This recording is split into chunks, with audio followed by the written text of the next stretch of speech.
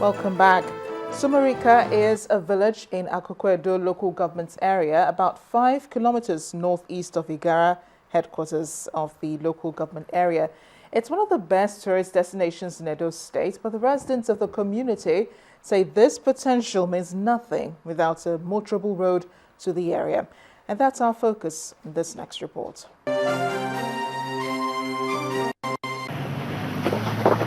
Sumarika is a town located around the Kukuruku Hills of Akokwedo local government area, sharing a common boundary with Igara, the council headquarters.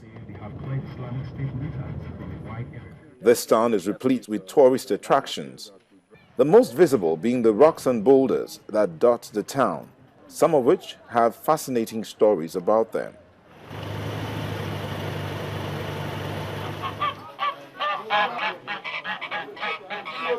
It was told by us as the history that a disobedient human being, they went to go and do some certain things in those days. It's not like a sacrifice, like when we are going to start a festival. So that person forgets one of his own belongings. After you climb it for that period, you don't go there again. They asked the woman not to go back. He refused. So at the time the other people turns back, they saw the image, and it was formed like a stone, and that is how it is till today. At the peak of the day, Sumarika is hardly hot, owing to nature's cooling system, a perfect combination of these rocks and boulders from which flows these streams, and a 1,700 feet elevation of the town above sea level. This town also has its own share of colonial history, as residents tell us. When you see climb up, you see the houses built for those days. You can even see some caves where the British Army came to fight, and how the community were able to escape, then to stand with the British Army to fight. Despite these tourist attractions, there is a major challenge for the people: the poor state of the road leading into the town. If this road comes up, you will see that things will open to government. And this place, the tourist center that they used to go, Kilimanjaro, then they go and climb. Is it not here? If you climb this place, you will be seen from here to, you will be looking out very low, like this. The residents say during the rainy season, commuting is particularly difficult, especially with regard to transporting farm produce. We really suffer for road. To even carry our things for farm, go sell for Igara, we are suffering. Even women to carry oil, go market, they are very, very suffering. The paramount ruler of Sumarika says the town had enjoyed several interventions by the state government, but if the road was constructed, it would surpass anything else that the Shomole administration has done for them. If the same APC government can see the tears of these people, like we went into the town, we saw the road, in a dirty shape, we are all begging the common government to please come to our aid. The bridges are all gone, the covers, the whole thing is bad, and the common government has been trying, but we still want to appeal to the common government that he should begin to talk to his local government chairman, because they too have to try their own bit. In his response, the State Commissioner for Works, Mr. Osodion Ogie, gives assurance that the government will look into their requests. We have some ongoing projects now which we intend to complete. Of course, after completion of these projects, we intend to take on new ones, and I believe places like Sumarika, sooner or later will enjoy the same goodwill. Fixing this road may amount to using one stone to kill two birds, an additional tourist destination for Nigeria, and the residents of Sumarika, who are mainly farmers, would move closer to modern life.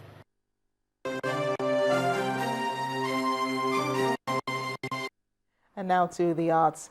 Owner of Modern African Arts in Sweden, Mrs. Lande Anjou Zygmunt, has created a blend of old ways using African prints on the floor. His textile exhibition puts a new twist on the works of great Nigerian artists, transforming select works into artistic rugs. Our Review tonight celebrates traditional art in a most contemporary form, the art rug.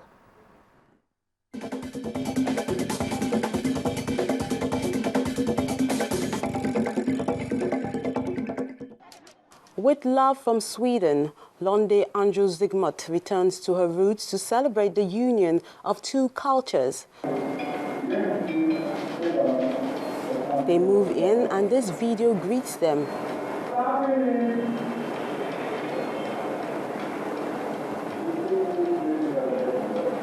It shows the process of creating passion rugs from 100% curtain.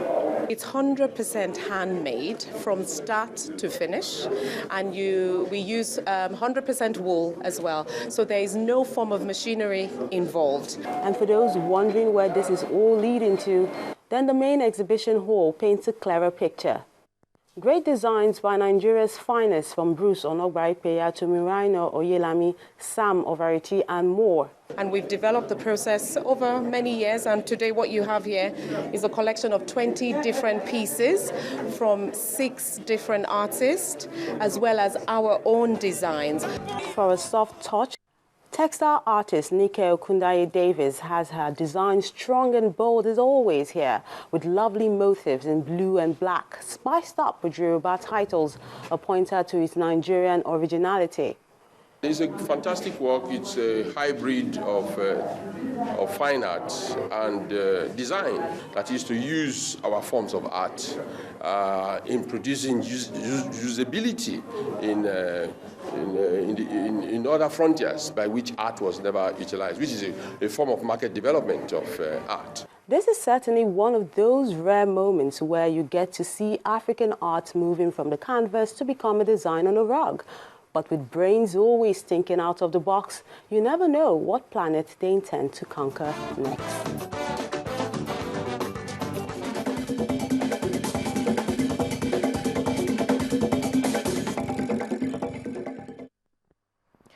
To the aftermath now of the Oscar Pistorius trial that's been going on for 43 days. The dust is yet to settle following a judge ruling. Judge Tokosile Masipa had not found him guilty of murder, but rather of culpable homicide, and even extended his bail to October 13th when sentencing will be pronounced. Many in South Africa, however, believe the judge was too lenient because of Oscar Pistorius' star quality.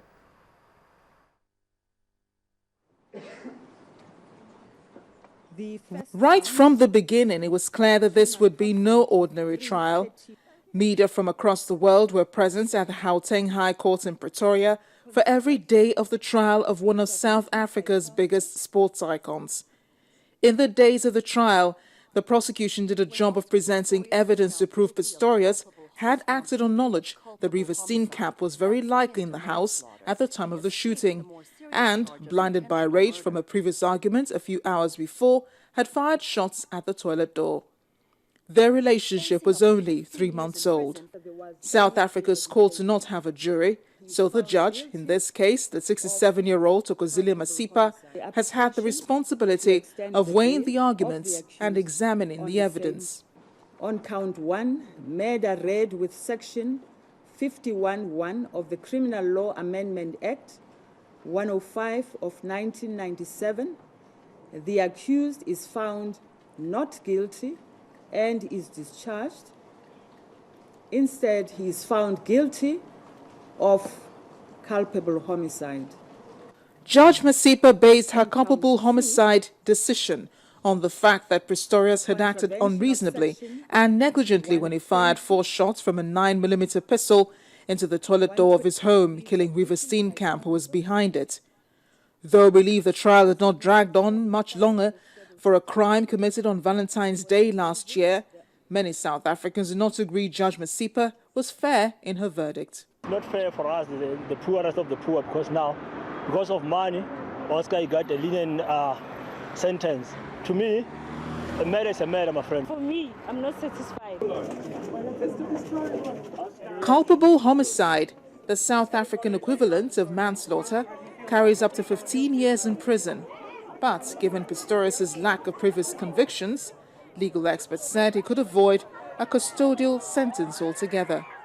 That could greatly disappoint many, trying to believe that race and inequality has had nothing to do with the trial. But for his supporters, it reinforces faith in their hero. Let's talk more now about that verdict read by Judge Tokwusili Masipa. I'm being joined on the news at 10 by Mr. Chukwuemeka as a legal practitioner here in Nigeria. Chukwuemeka, thank you so much for joining us tonight. I'm grateful. I know you've been following this trial from beginning up until now. We were discussing even before we came into the studio. Would you agree that the judge served, the justice was served in this trial? I agree relatively because the way some people see justice is sometimes different from the way lawyers see it. We see from the point of the evidence before the court. And the judge actually convicted him of culpable homicide. So he was not left free to go home. And before you can determine whether he could have been convicted of murder, you look at the actus reus and the mens rea. Mens rea means the intention to commit the offense. The actus reus, the actual commission of the offense. There must be a tangential, harmonious, synchronizing relationship between the two. So as it affects murder dolus eventualis, the judge did not find this tangential relationship, but this so as it affects culpable homicide. So relatively, I think justice was served. And quite interestingly, the prosecution was not arguing manslaughter. It was arguing murder. And they brought evidence hoping to prove that a murder was committed. Sure, because jurisprudence, legal jurisprudence in South Africa allows for conviction for a lesser offense, unlike in Nigeria. Because over there, as they were unable to prove murder, they successfully proved culpable homicide, and the judge couldn't have looked the other way after that one had been proved. Because the issue is the consequence of taking the action. There was actually, the judge agreed there was shooting, but the consequence was to harm, was not to harm Steenkamp. It was not to harm Steenkamp, but if you shoot, you know that the consequence is to harm somebody. And somebody was eventually harmed. But the intention at the point of shooting was not to harm the victim. So as somebody was eventually harmed, and that was the expected consequence of shooting, definitely culpable homicide had been proved. Let's fast forward now to that sentence date on October 13, when we will find out whether Oscar Pistorius will serve the maximum 15 years. Legal experts in South Africa already saying that he could actually avoid custodial sentence because he had no previous convictions. So in other words, either what would happen exactly? What would that mean? Basically, nobody can say exactly what will happen, but because the judge has a large latitude on what she can do. So basically, she may, Pistorius may have a custodial sentence. But he not may up to not have. Okay, but not up to 15 years, right? No, certainly not up to that. I don't expect the judge to give him more than 5 years. That's my own expectation. But I think there are many ways. If the judge ends up not giving him a custodial sentence, definitely he would have disappointed South Africans. He would have disappointed the women groups in South Africa who have been suffering all manner of violence over the years. Okay? Very, very quickly, if the roles were to be reversed, if this was Oscar Pistorius here in Nigeria, what would his case look like? They would have been acquitted because the Nigerian court, once the charge for murder has not been established, definitely they may not go for a lesser charge, except if it is part of the counts. But where it's not part of the counts, our jurisprudence may not allow the judge to say, okay, since we are not convicted for murder, then we give you manslaughter. Basically because our gun control laws are not as liberal as we have in South Africa. If it were in Nigeria, he could have been convicted on those gun offenses where he shot in a restaurant and did all kinds of things. But if it were in Nigeria, basically on murder, dolus eventualis. If he was acquitted, that would have been the end of it. Chukwuemeka Eze, thank you so much for speaking with us on the News at 10. Chukwuemeka Eze is a legal practitioner. He's been talking to us about the verdicts read by Judge Tokosile Masipa on the Oscar Pistorius trial. Of course, sentencing will be pronounced on October 13th. Still ahead on the News at 10, relief for coach Van Hall as Manchester United record first win of the season. That's in sports news. Please stay with us.